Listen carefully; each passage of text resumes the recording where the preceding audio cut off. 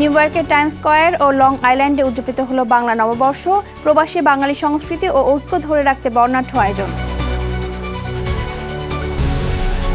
মার্কিন অবরোধে তোয়াক্কা না করে হরমুজ প্রণালী পার হলো চীনের জাহাজ, কূটনৈতিক মহলে ব্যাপক গুঞ্জন।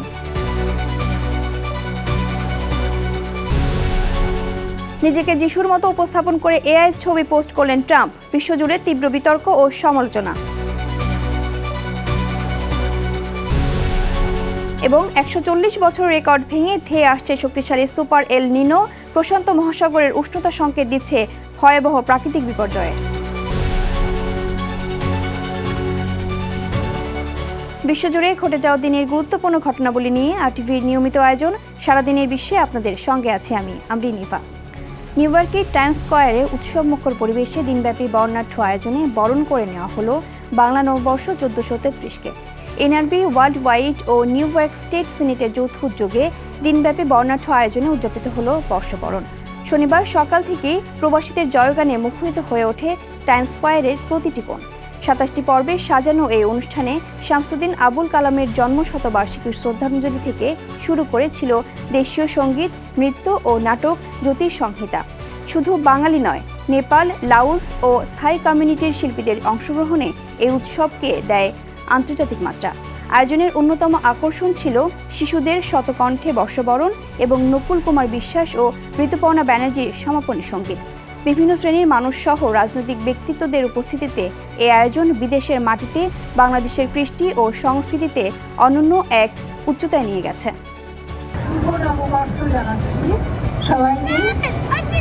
আমি শুধু ভয়েস অফ আমেরিকা না, আপনাদের অনুষ্ঠান সকলের অনুষ্ঠান, বাংলা ভাষাভাষীর সকলের অনুষ্ঠান। এটা আমাদের জন্য একটা বিশাল বিশাল বিশাল প্রাপ্তি। নিউ ইয়র্কের লং আইল্যান্ডে উৎসবমুখর পরিবেশে উদযাপিত হলো বাংলা নববর্ষ ১৪৩৩। American Bangladeshi community help ABCH এর উদ্যোগে ভ্যালি স্ট্রিম স্টেট পার্কে আয়োজিত এই পান্তা ইলিশ উৎসবে সমাগম ঘটে ৫ শতাধিক প্রবাসীর। বর্ণিল সাজে সজ্জিত পার্কে প্রবাসীরা নিজ হাতে তৈরি দেশীয় খাবার ও পান্তা ইলিশের মাধ্যমে এক অনন্য সম্প্রীতির বন্ধনে মিলিত হন। দিনব্যাপী অনুষ্ঠানে শিশুদের চিত্রাঙ্কন, সাংস্কৃতিক পরিবেশনা ও খেলাধুলা নতুন প্রজন্মের কাছে শেকড়ের পরিচয় তুলে ধরে। আয়োজক তরিকুল ইসলাম মিঠু জানান, প্রবাসে বাঙালি সংস্কৃতি ও ঐক্য ধরে রাখতেই এই আয়োজন।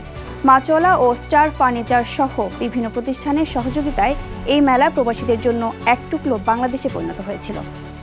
হাজার বছরের পুরনো ঐতিহ্য মেনে মিশরে আনন্দ উৎসবের মধ্য দিয়ে পালিত হল বসন্তের উৎসব শাম ইল নাসিম। ধর্ম, বর্ণ নির্বিশেষে দেশটির সব মানুষ এদিন মেতে ওঠেন প্রাণের উৎসবে। রাজধানী কায়রো সহ নীল নদের পার আর পার্কগুলোতে ভিড় জমান হাজারো মানুষ। উৎসবের বিশেষ অনুষঙ্গ হিসেবে তারা মেতে ওঠেন রঙিন ডিম আর ঐতিহ্যবাহী মাছ খাওয়ার আনন্দে। মূলত ফেরাউনদের আমল থেকেই প্রকৃতির পুনর্জাগরণ ও নতুন জীবনকে স্বাগত জানাতে এই উৎসব পালন করে আসছে মিশরীয়রা।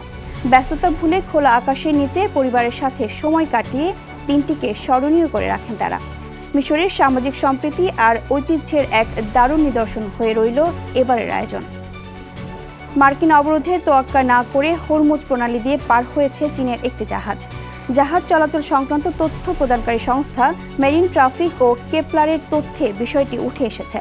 হরমুজ প্রণালীতে মার্কিন অবরোধের শুরুর পর এই প্রথম উপসাগরীয় এলাকা থেকে কোনো ট্যাঙ্কার বের হওয়ার খবর পাওয়া গেল। জাহাজ চলাচলের তথ্য অনুযায়ী রিচ স্টারি নামের মাঝারি আকারের জাহাজটি সাংহাই জুয়ানরুন শিপিং কোম্পানি লিমিটেডের মালিকানাধীন। কোম্পানিটি আগে থেকেই যুক্তরাষ্ট্রের নিষেধাজ্ঞার তালিকায় আছে। মার্কিন নৌবাহিনীর যুদ্ধজাহাজগুলোর কড়া পাহারার মধ্যেও চীনা এই ট্যাঙ্কারটি কিভাবে বা কার সহায়তায় হরমুজ প্রণালী পার হলো তা নিয়ে কূটনৈতিক মহলে শুরু হয়েছে ব্যাপক গুঞ্জন।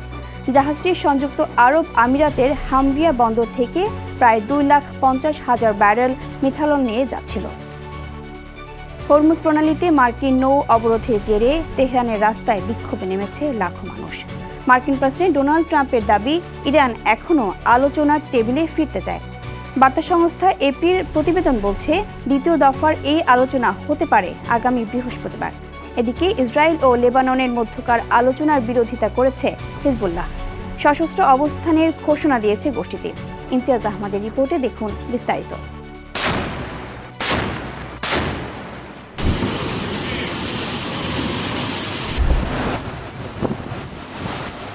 হরমুজ প্রণালীকে কেন্দ্র করে ইরান ও যুক্তরাষ্ট্রের মধ্যকার উত্তেজনা চরমে। সোমবার থেকে সেখানে নৌ অবরোধ কার্যকর করে যুক্তরাষ্ট্র।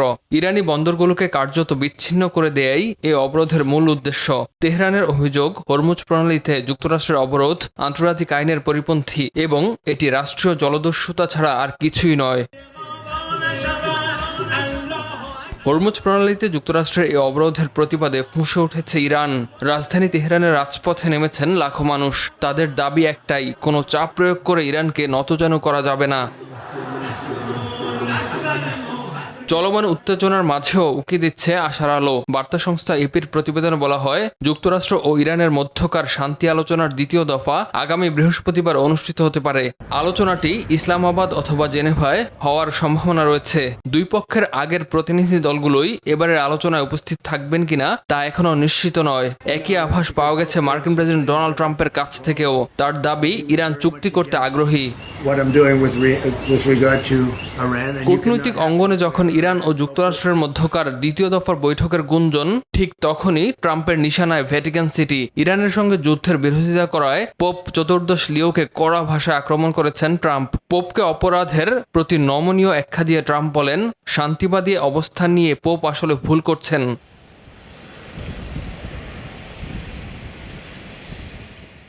এদিকে নিজ দেশেও চাপের মুখে ট্রাম্প।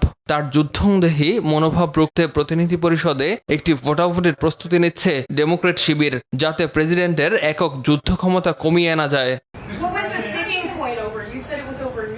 অন্যদিকে ইসরায়েল ও লেবাননের আলোচনার বিরোধিতা এবং এর বিরুদ্ধে সশস্ত্র অবস্থানের ঘোষণা দিয়েছে হিজবুল্লাহ। দুই দেশের মধ্যকার সম্ভাব্য আলোচনাকে প্রত্যাখ্যান করেছেন হিজবুল্লাহ নেতা নাইম কাশেম। তার মতে, আলোচনার নামে হিজবুল্লাহকে নিরস্ত্র করার এটি এক গভীর ষড়যন্ত্র। ইমতিয়াজ আহমেদ, RTV। আবারও নতুন বিতর্কে জড়ালেন যুক্তরাষ্ট্রের প্রেসিডেন্ট ডোনাল্ড ট্রাম্প। সামাজিক যোগাযোগ মাধ্যমে নিজের যিশুর মতো রূপ ধারণ করা একটি AI নির্মিত ছবি পোস্ট করে তীব্র সমালোচনার মুখে পড়েছেন তিনি। এমনকি তার সমর্থক ধর্মীয় গোষ্ঠীর মধ্যেও এ নিয়ে অসন্তোষ দেখা দিয়েছে। বয়ে চলেছে বিশ্ব নিন্দার ঝড়। তোপের মুখে তাই পোস্ট ডিলিট করতে হয়েছে মার্কিন প্রেসিডেন্টকে। বিস্তারিত জানাচ্ছেন বিনিয়ামিন। ক্ষমতা আসার পর থেকে মার্কিন প্রেসিডেন্ট ডোনাল্ড ট্রাম্পের বেপরোয়া সিদ্ধান্ত মন্তব্যগুলো একের পর এক বিতর্কের জন্ম দিচ্ছে। এবার নিজের কুড়ালেই পা কাটল তার। নিজেকে যিশু হিসেবে দেখানোর ফল ভোগ করলেন মার্কিন প্রেসিডেন্ট। রোববার ট্রুথ সোশ্যালে একটি ছবি পোস্ট করেন ট্রাম্প। এতে দেখা যায় সাদা ও লাল রঙের আলখেল্লা পরা অবস্থায় হাসপাতালের পোশাকে শুয়ে থাকা এক ব্যক্তির কপালে হাত রেখে সুস্থ করছেন ট্রাম্প। পেছনে ছিল স্ট্যাচু অফ লিবার্টি, যুদ্ধবিমান ও আতশবাজির দৃশ্য। যিশুর অসুস্থ মানুষকে সুস্থ করে তোলার আদলে তৈরি ছবিটি প্রকাশ্যে আসলে এ নিয়ে ব্যাপক সমালোচনা শুরু হয়। ধর্মীয় অনুভূতিতে আঘাতের অভিযোগ ওঠে তার বিরুদ্ধে। এই ঘটনার আগে ট্রাম্প ক্যাথলিক ধর্মগুরু পোপ লিওকে নিয়ে অশালীন মন্তব্য করেন। এক পোস্টে পোপকে দুর্বল এবং পররাষ্ট্রনীতিতে ব্যর্থ বলে আখ্যা দেন তিনি। তবে এর জবাবে পোপ বলেন, তিনি ট্রাম্প প্রশাসনকে ভয় পান না। এসব হুমকি উপেক্ষা করে যুদ্ধবিরতি বার্তা ছড়িয়ে যাবেন বলে ঘোষণা দেন তিনি। এরপরেই আলজিয়ার্সে দেয়া এক ভাষণে পোপ ট্রাম্পকে ইঙ্গিত করে বলেন, এক নব্য ঔপনিবেশিক শক্তি আন্তর্জাতিক আইন লঙ্ঘন করে যাচ্ছে। এ ছবি প্রকাশের পর ট্রাম্পের বিরুদ্ধে ধর্ম অবমাননার অভিযোগ তুলে মার্কিন প্রেসিডেন্টের কঠোর সমালোচনা করেন ডানপন্থী ধর্মীয় নেতারা। ইউরোপের বিভিন্ন রাজনৈতিক মহলেও এ ঘটনায় ক্ষোভ দেখা গেছে। ট্রাম্পের কর্মকাণ্ডের তীব্র নিন্দা জানিয়েছেন ইতালির প্রধানমন্ত্রী জর্জিয়া মেলোনি। তিনি ক্ষোভ প্রকাশ করে বলেন, শান্তির আহ্বান জানানো পোপের দায়িত্ব। এ নিয়ে ট্রাম্পের বাজে মন্তব্য কোনোভাবেই গ্রহণযোগ্য নয়। এরপর এক প্রকার বাধ্য হয়ে ছবিটি সামাজিক যোগাযোগ মাধ্যম থেকে সরিয়ে দেন মার্কিন প্রেসিডেন্ট ডোনাল্ড ট্রাম্প। তবে এরপরেও নিজের ভুল স্বীকার করতে চাননি তিনি। জানান, পোপের কাছে ক্ষমা চাইবে না মার্কিন প্রেসিডেন্ট।